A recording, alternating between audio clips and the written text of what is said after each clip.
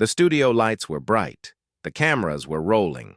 Karoline Leavitt sat on the soft red chair, smiling politely. She wore a navy blue dress, her hair neatly tied back. Around her neck was a thin gold chain with a small pendant. It looked simple. But it wasn't. Across from her sat a man named David Claren. He was a famous TV host, known for asking tough questions. But today, something about him felt different. His smile looked fake. His eyes weren't kind. And the way he kept glancing at Karoline's necklace, it was strange. The live interview had just started. "Karoline," David said with a smile, "you're one of the youngest women to make headlines this year. People admire your strength. Tell us, what drives you?" Karoline gave a polite smile. "I believe in truth, in standing up for what's right," she said. But as she spoke, David leaned forward slightly, his eyes fixed on her necklace. His fingers tapped the desk slowly, almost like he was waiting for something. Karoline noticed. She touched the necklace gently, a habit she'd had since she was a child. It was her mother's, the only thing she had left of her. David asked another question, then another. At first they were normal, questions about her work, her opinions. But soon, the questions began to change. "So, Karoline," David said, his tone more serious now, "that necklace you always wear, does it have any history?" Karoline's smile faded a little. "It was my mother's," she said carefully. "It means a lot to me." David raised an eyebrow. "Interesting. Some say it's more than just a memory, that it holds secrets." Karoline froze for half a second. Her heart skipped a beat, but she quickly smiled again. "People say many things," David chuckled, but it was a cold laugh. "True. But I've done my research. Your mother was involved in something big, wasn't she? Something that was never solved." Karoline sat very still. Her mind raced. Why is he asking this? Why now? On live TV? She looked at the cameras. They were still rolling. Millions of people were watching. She couldn't walk off. She couldn't lose control. That's what he wanted. She took a deep breath. "My mother was a strong woman," she said calmly. "And yes, her life was complicated, but she raised me to be brave." David leaned back, smiling. But Karoline could see it now. This wasn't just an interview. It was a setup. He knew something. He wanted her to slip up, to say something she shouldn't. The interview went on for a few more minutes, but Karoline's mind wasn't on the questions anymore. She was watching him, every move, every word, and most of all, every time his eyes dropped to her necklace. When the show ended, the cameras turned off and the studio lights dimmed. Karoline stood up quickly, her hands still touching the necklace. She smiled at the crew, nodded politely to David, and walked out without saying a word. Outside, the air was cool. She stepped into her car and shut the door. For a moment, she just sat there, breathing hard. He knows something, she thought. Or he's guessing. Either way, I need to be careful. She took off the necklace and held it in her hand. The small pendant looked harmless, but inside it carried something very real, a small chip hidden behind the gold plate. Her mother had told her never to open it unless she had no choice. For years, Karoline hadn't even looked at it. But now someone wanted to know, and they were willing to use a live show to get it. Flashback, 10 years ago. Karoline was 14 when her mother died. It was in a quiet town, in the middle of a rainy night. The police said it was an accident, but Karoline knew better. Her mother had been scared that week, nervous, always locking the doors, always checking behind her. And just days before she died, she gave Karoline the necklace. "If anything ever happens to me," she said, "never let this go. And never trust the wrong questions." Karoline never forgot those words. For years, she had stayed silent. She focused on school, then her career. She became a voice for truth, for justice. But she never spoke of her mother's final days. Until now. Back to the present. That night, Karoline sat at her desk at home. The necklace lay in front of her. Her laptop was open, and she began to search for everything she could about David Claren. Why had he asked about the necklace? How did he know about her mother? She scrolled through his past interviews. Nothing stood out, until she found a photo. It was an old one, from nearly 20 years ago. David Claren, standing beside a man she had only seen in her mother's photo album. Karoline's hands trembled. "That's him," she whispered. "That's the man my mother warned me about." David wasn't just a host. He had been part of the same group her mother feared. And now, he was back. But why? What did they want now? Karoline knew one thing. This wasn't over. And if they wanted the necklace, they'd have to face her. The night was quiet, but Karoline couldn't sleep. Her eyes kept going to the small gold necklace on her desk. It was no longer just a memory of her mother. It had become a warning. She remembered the way David Claren looked at it during the interview, the way he smiled like he knew something, and the way he asked about her mother even though no one had spoken of her for years. Something was wrong. Very wrong. Karoline stood up and locked all her doors. She pulled the curtains shut. Then she sat back down at her desk and opened the pendant with a tiny tool. Inside, hidden behind the thin gold plate, was a tiny black chip. It looked like nothing, but Karoline knew it had to be important. Her mother had once said, "If anyone ever finds out what's in this necklace, they'll try to take it." Or worse. Now it was happening. 10 years earlier, her mother, Evelyn Leavitt, had been a journalist too, but not the kind who sat in studios. Evelyn had investigated powerful people, corrupt leaders, secret meetings, and dangerous organizations. One night, Karoline had heard her mother whispering on the phone. "If anything happens to me, the truth is in the necklace. They must never find it." The next morning, Evelyn was gone. The police said it was an accident. But Karoline knew better, and now she was sure.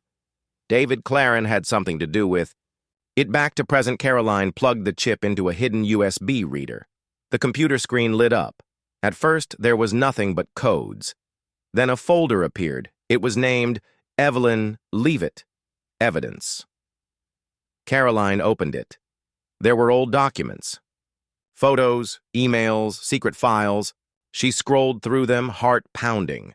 Names she didn't recognize, dates, locations, bank transfers. Some of it made no sense, but one file caught her eye. Claren Project Dossiers.pdf. She opened it, and there he was, David Claren.20. Years ago, he wasn't a host. He worked for a company called Vecron Group, a private intelligence firm. The same firm her mother had tried to expose. The file said, Subject, Claren, David Role, PR and cover operations. Status, infiltrator for media control. Objective, suppress whistleblower activity in North America. Karoline couldn't believe her eyes. The man who smiled on national TV, the one who asked sweet questions, was part of something dark. He wasn't just playing a role. He was protecting a secret, and now he wanted the chip. The necklace. Her hands shook. He knows it didn't burn. He knows I have it. Morning the next day, Karoline wore the necklace again, but this time with purpose. She went to the news station like nothing had happened, but her mind was sharp, alert. She kept her voice calm. She smiled, but inside she was planning her next move. She walked past David's office. He wasn't there. One of the interns said he had left early. That made her nervous. Back home, she checked her front door twice. She placed a camera near the window. Then she sat at her desk and wrote down everything she had seen in the files. If anything happens, To me, someone has to know. Suddenly, her phone buzzed. Unknown number. Still wearing that necklace, Karoline? It's not yours. Be careful. Her chest tightened. She stared at the screen. A second message came. Unknown. Number. Next time, don't bring fire to a room full of gasoline. She didn't reply. She couldn't. The fear in her stomach turned to anger.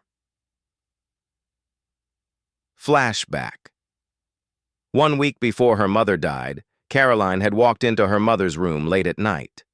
Evelyn was sitting on the floor, crying silently. She had a folder in her lap. Karoline remembered the name on it. Vecron Internal. Report, Project V Silence. Her mother wiped her tears and looked up. If anything happens, remember this. Some truths are too big, but that doesn't mean we stay silent. Now Karoline knew what her mother meant. The truth was big, dangerous, but she wasn't going to run from it. Later that night, Karoline made a copy of the chip's contents. She sent one copy to a trusted friend, a journalist named Ray Tiller. He had worked with her mother in the past. She wrote him a short message. Ray, if you're reading this, I found the chip. It's time. Be careful. Watch your back. Then she opened her laptop and wrote a message to her viewers. A message she planned to share soon. The truth matters, even when it's dangerous. Sometimes we wear the past around our neck without knowing the weight it carries. But I know now, and I'm not afraid anymore. She saved the message, but didn't post it yet. Not until she was sure. Karoline didn't move. She stayed frozen in the darkness of her house. Her breath was shallow. The only sound was the slow ticking of the wall clock and the soft hum of fear inside her chest. Tap, tap, tap.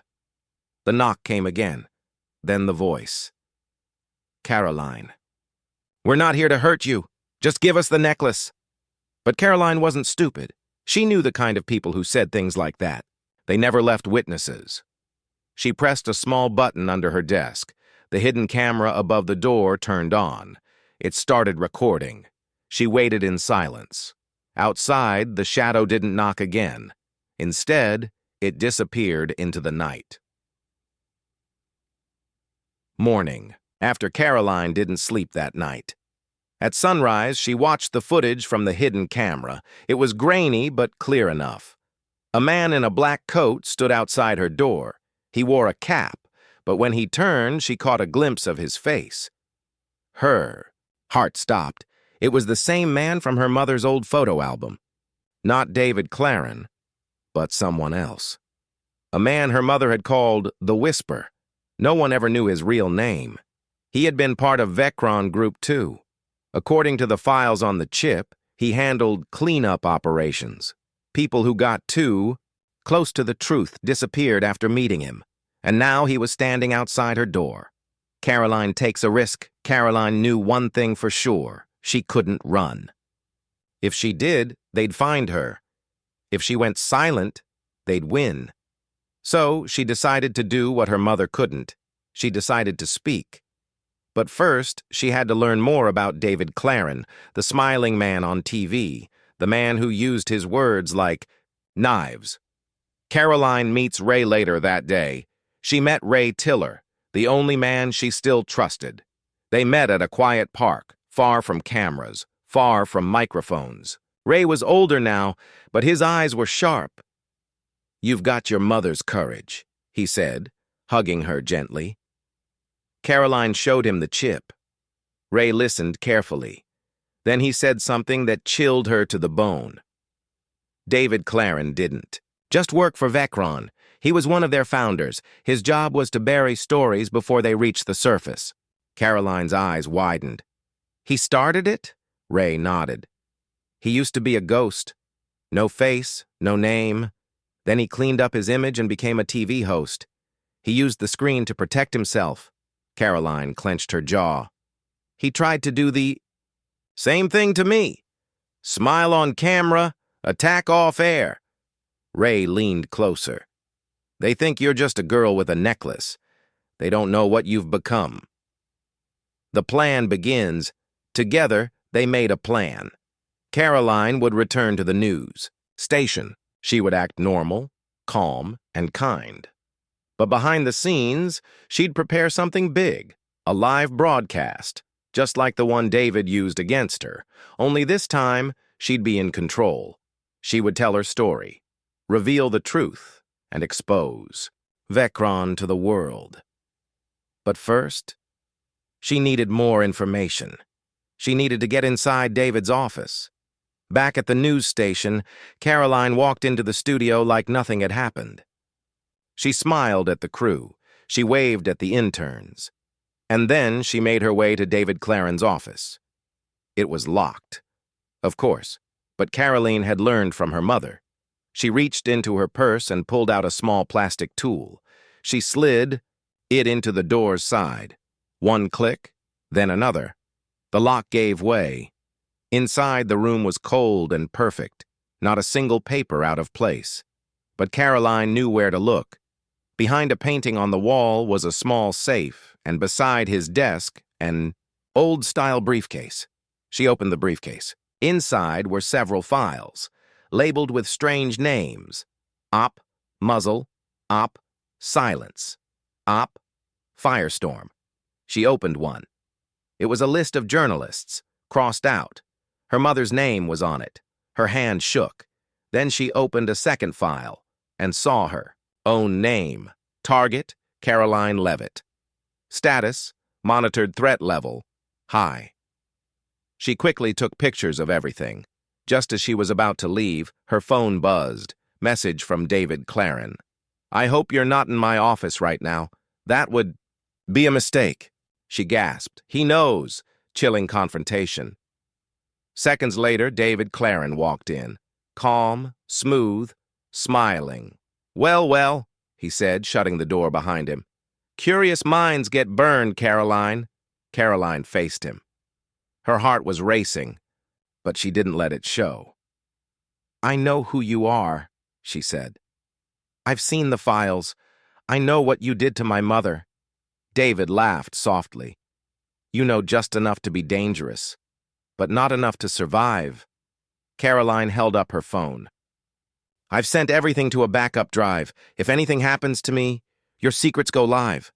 David's smile faded for just a second. Then he stepped back. You're playing a dangerous game, he whispered. No, she said. I'm ending one. The camera light turned red. Karoline looked straight into the lens, her heart beat loud in her ears. Her hands were steady, her voice calm. But inside she knew this was war. My name is Karoline Leavitt, she began. And everything you've seen on the news is only half the story. She paused.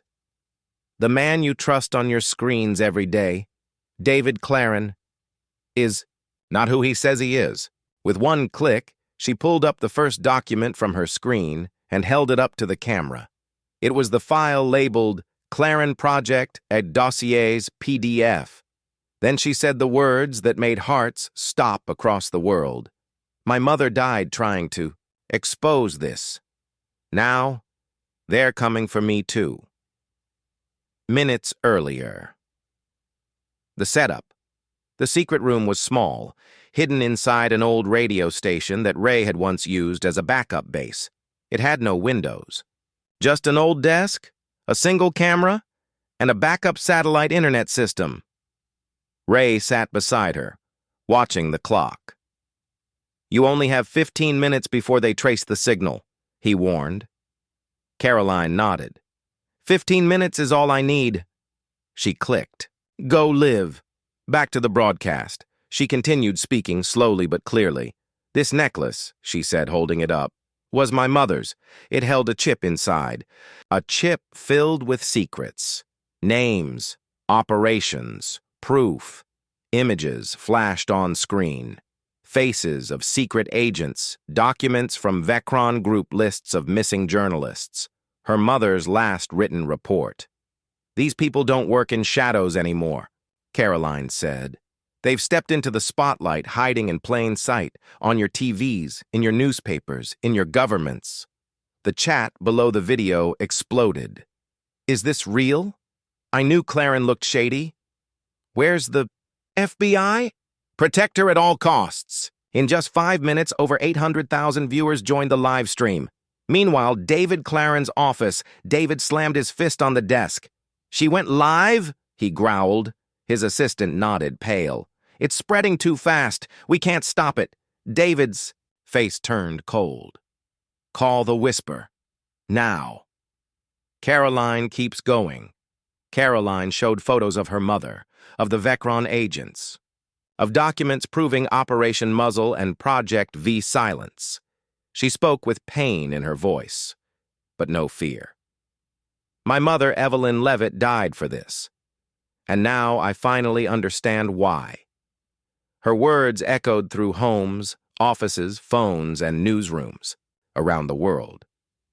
But just as she prepared to reveal one final file, a chilling message appeared on her screen. Signal traced. Connection unstable, Ray shouted. They found us! We need to go, now! But Karoline shook her head. 1 more minute, she whispered. Final 60 seconds of the broadcast. She turned back to the camera. If anything happens to me, if I disappear, know this. I am not the only one. There are others, and the files are already backed up in multiple places. You can't stop the truth. She leaned closer to the camera. And David Clarin, I'm not afraid of you anymore. Then the screen went black. Signal lost. The internet explodes. The video was down, but it was too late. Clips had already been recorded, screenshots shared. Millions were watching, reposting, sharing, and within hours, the truth spread like wildfire. Doc Necklace Files. Karoline Leavitt. Truth. Shut down. Vecron major news outlets picked it up. Independent journalists confirmed the documents were real. Whistleblowers came forward. Karoline's face was now on every screen, no longer just a reporter, but a hero. The escape Ray and Karoline ran through the back exit of the building just seconds before a black van pulled up. They drove through side streets, moving fast. They're going to try to erase everything, Ray said. We just started a war. Karoline nodded. Good, let's finish it. Back at Vecron HQ inside, a dark conference room, men in suits watched the broadcast replay silently. She said the files were backed up, one man whispered. Where? Another asked. The whisper entered the room without a sound. Find the girl, he said calmly. Bring me the necklace. This ends tonight. Hook for Part 5. The hunt begins. Karoline and Ray reached a safe house hidden deep in the mountains. She looked down at her phone. New message from unknown number. You lit the fire. Now let's see how long you can survive in the smoke. Ray looked at her. We won the first round, but they're coming. Karoline looked up, eyes burning with determination. Let them come. The sun was just rising over the hills when Karoline looked out from the mountain safe house. For a moment, it was peaceful.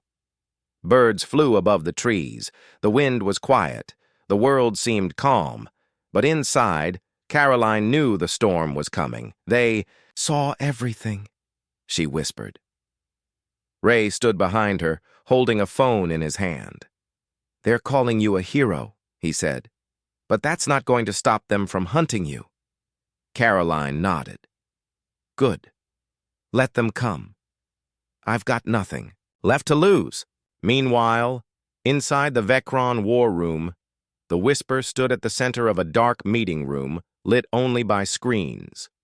One showed Karoline's face, another showed locations, mountains, roads, traffic cameras. David Clarin's voice came through a speaker. She made a fool out of me, he growled. Find her. Finish this. The Whisper simply nodded. I already sent the team. Karoline makes a move. At the safe house, Karoline pulled out her laptop. She didn't care about hiding anymore. Now, she was planning something bigger. I want to drop everything, she told Ray. The full chip files. Let the world see it all. Ray looked at her, worried. They'll do anything to stop that. Karoline turned the screen toward him. I already uploaded half of it to 4 servers in 4 different countries. Even if they take me, it's out there. Ray stared at her, then smiled slightly. You're your mother's daughter. The attack begins. That night they heard the first drone overhead, a soft, buzzing sound in the sky. Ray grabbed his binoculars. Recon drone, he said. They found us. Karoline's eyes narrowed. How long before they send boots? Less than 2 hours. They began packing immediately. Laptop, documents, necklace. Then they heard the sound they feared most. Tires crunching on gravel. Ray peeked out the window. 3 black SUVs. They're here. Escape through the woods, Ray, and Karoline ran through. The back exit. The woods behind the cabin were thick, filled with uneven paths and wet leaves. Shots rang out. Branches snapped. Ray grabbed Karoline's hand.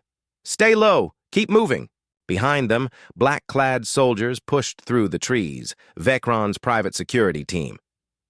Karoline stumbled, nearly dropping the necklace, but Ray pulled her up. We can't let them catch you.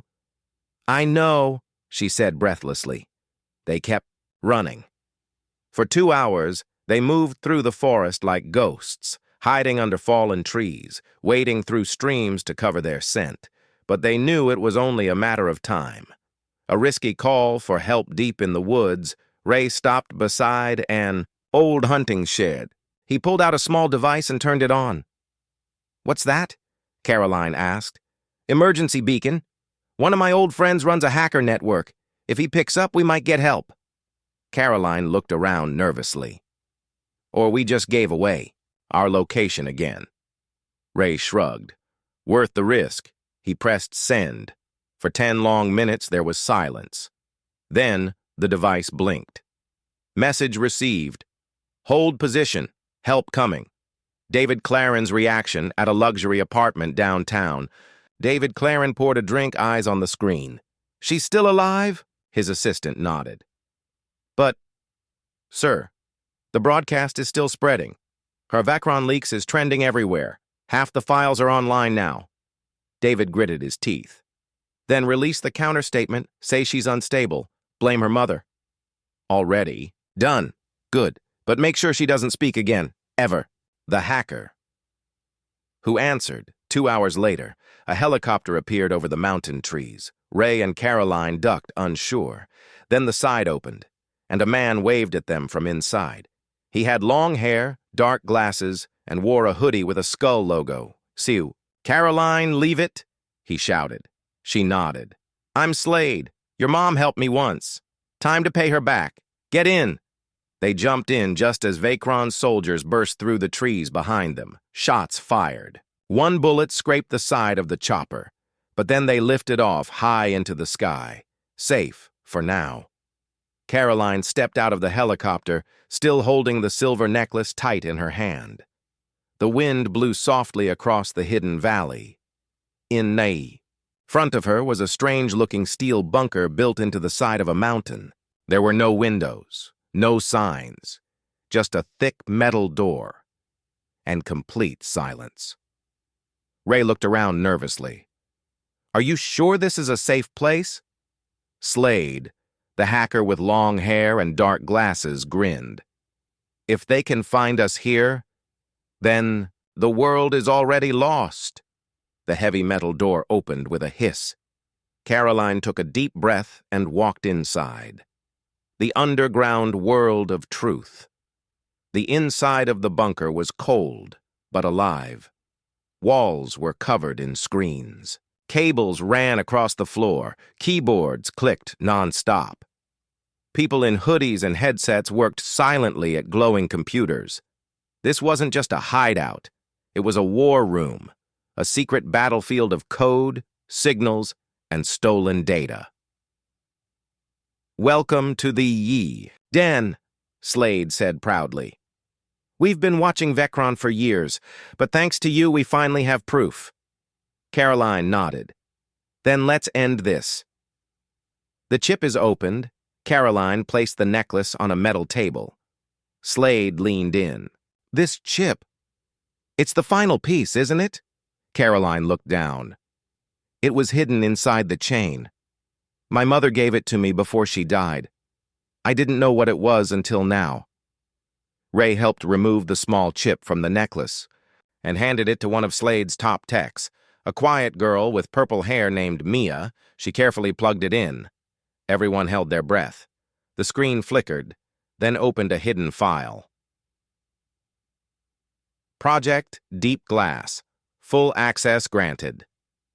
Lines of code, documents, names, videos, everything her mother died to protect. The shocking discovery as the files loaded, the room fell silent. Karoline stepped forward, reading the screen.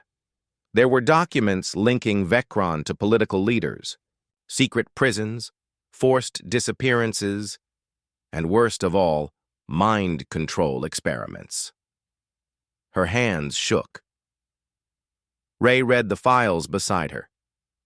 They used drugs, radio waves, psychological torture, and they tested on innocent people. Slade pointed at one file. Look at this. Operation Glass Room. They planted false memories in witnesses. Karoline felt sick. And then she saw it. Her mother's name. Evelyn Leavitt, known threat. Targeted for termination. She turned away, tears in her eyes. They killed her because she knew too much. Ray gently touched her shoulder. And now we have the truth. We expose this, and we end them. Meanwhile, Vecron fights back. Inside a sleek tower in the city, David Claren stared at a map showing the den's last known signal. They found her, he said. The Whisper stood beside him, silent as always. David clenched his jaw. I want that bunker burned. Wipe it off the map. The Whisper nodded and walked out. An hour later, 2 Vecron strike teams were sent into the valley. The upload plan back inside the den. Karoline was ready. We can't just send this to one place, she said. They'll shut it down again. We send it everywhere, Slade agreed. We'll use shadow links, private servers, mirror sites. Once it's out, no one can stop it, Ray added. But once the upload starts, they'll know where we are. Slade smiled. Then we better move fast. They began the upload. Progress bar, 1%, 7%, 15%. Suddenly, alarms blared across the bunker. Incoming threat. Perimeter breached. Mia shouted from her desk, They're here! The bunker was gone. Smoke rose from the valley, dark and thick, floating toward the sky like a warning.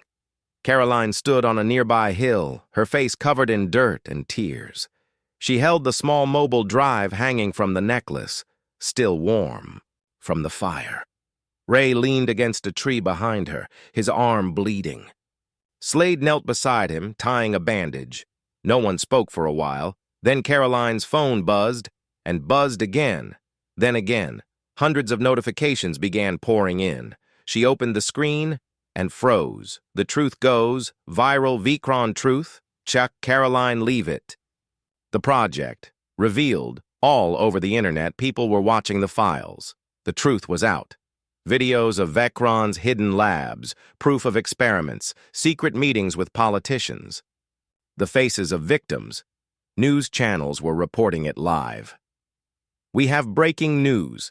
This could be the largest corporate crime in history. A young woman named Karoline Leavitt has risked everything to expose a dark secret. Governments are now demanding answers from Vecron. Karoline covered her mouth. Her hands were shaking. It's really happening, she whispered. They know.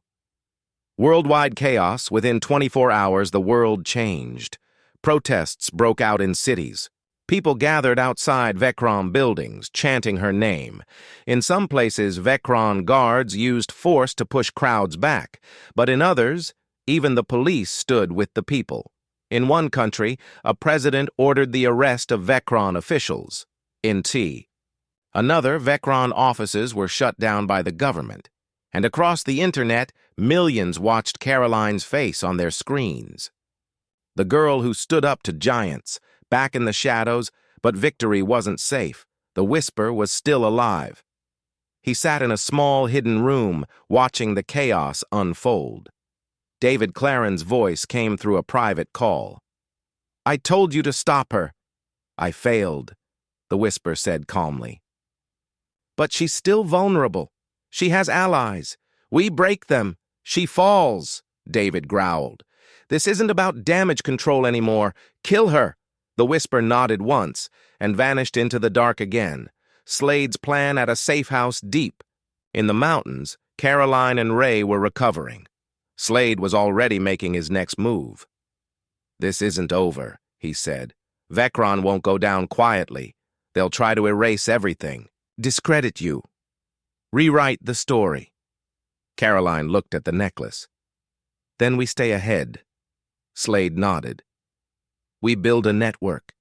Connect to whistleblowers, hackers, journalists. You've started a fire. Let's keep it burning." Ray. Weak.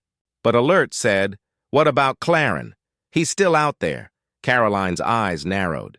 "Then I go to him?" Vecron's counterattack David Claren appeared on national TV the next morning. In a suit, calm and smiling, he said, "All the files released are fake. This is an attack by terrorists, a digital illusion." He blamed Karoline for causing panic. He called her unstable, dangerous, a threat. He offered money for her arrest. And just like that, she went from hero to fugitive again. Karoline's message to the world. That night, Karoline recorded a video. She sat in front of a camera, no makeup, no lights, just truth. "My name is Karoline Leavitt," she said. "My mother died for the truth. And I almost did too. But I won't stop, not until every victim is heard, not until Vecron is brought to justice." The video went viral, millions watched, millions shared, and the world chose her. Ray's secret. Pain later that evening, Karoline found Ray sitting alone. He was staring at the stars, holding a picture of his family. "They were taken by Vecron," he said quietly. "Years ago. I joined them to find answers. That's how I met your mother." Karoline sat beside him. "She trusted you," she said softly. "I failed her," he replied. "No," she whispered. "You're still fighting. That's what matters." They sat in silence, just the wind and stars above them. Karoline stood on the edge of a cliff, looking out at the endless ocean. Far in the distance, hidden behind clouds, was a small island, Vecron's final stronghold. Slade pointed at the satellite map glowing on his tablet. "That's where Claren is hiding. Full security. Drones, guards, private comms." Ray tightened the strap of his bag. "Then we'll do what they never expected. We walk straight into the lion's den." Karoline touched the necklace, the same one that had once hidden the chip. It had nearly cost her everything. But now, it was time to finish what her mother started. The journey begins. They boarded a small stealth boat just before dawn. No lights, no sounds but the waves. Slade checked the jammers and comms. "Once we hit the shore, they'll know. We won't have long." Ray looked at Karoline. "You sure about this?" She nodded. "I'm done running." As the island came into view, the wind picked up. A dark storm gathered in the sky, almost as if the world itself knew a storm was coming. The island fortress. The island was surrounded by steel walls, watchtowers, and armed patrols. But Slade had a plan. They climbed a narrow sea tunnel that led to a forgotten maintenance vent. Inside, they moved fast through quiet hallways and dark corridors. Karoline's heart pounded. Each step brought them closer to Claren. Each second counted. Claren's final move. Meanwhile, David Claren sat in his command room, watching Karoline's video play on a loop. She had become a symbol of rebellion, a hero, and he hated her for it. "Shut her down," he barked. "Erase her from the net. Every server, every backup." An agent entered the room. "Sir, we have a breach." Claren stood up, furious. "She's here?" The agent nodded. "They're inside." Claren slammed his fist on the table. "Seal the base. Lock all doors. No one gets in or out." But it was too late. The confrontation, Karoline, Slade, and Ray burst into the main server room. Guards rushed in, but Slade triggered an EMP bomb. The lights died, screens flickered. They moved through the smoke and sparks, heading straight for Claren's control center. When the doors opened, David Claren was waiting, calm, confident. "Well, well," he said. "The girl who started a war." Karoline stepped forward. "The girl who's about to end one." Claren smiled coldly. "Do you really think the world will stay with you? People forget. They move on." She held up the necklace. "Not this time. This proof lives forever. Your crimes, your lies, they're already written in history." He moved toward her, slow and threatening, but Ray aimed a pistol at him. "Don't take another step." The final upload, Slade plugged the drive into Claren's personal server. "This is everything," he said. "The final upload. Your own system will bring you down." Files filled the screen. Classified recordings, money trails, secret operations. Claren lunged forward, but Karoline hit the upload button. "Uploading!" Claren screamed. "No!" But it was done. The truth surged through his own servers. Out into the world. Escape and fire alarms rang. Explosions rocked the island. Claren's guards turned on each other, some fighting, others fleeing. Ray pulled. Karoline out the back exit as flames lit the sky. Slade stayed behind, covering them. "Go!" he shouted. "I'll hold them!" Karoline looked back. "Slade!" But he was already firing. Already smiling, Ray dragged her into the speedboat, and they sped away. Behind them, the island burned. Claren's empire was falling. 1 week later, news channels showed Vecron executives in handcuffs. World leaders promised investigations. Victims finally got justice. And everywhere people spoke one name, Karoline Leavitt.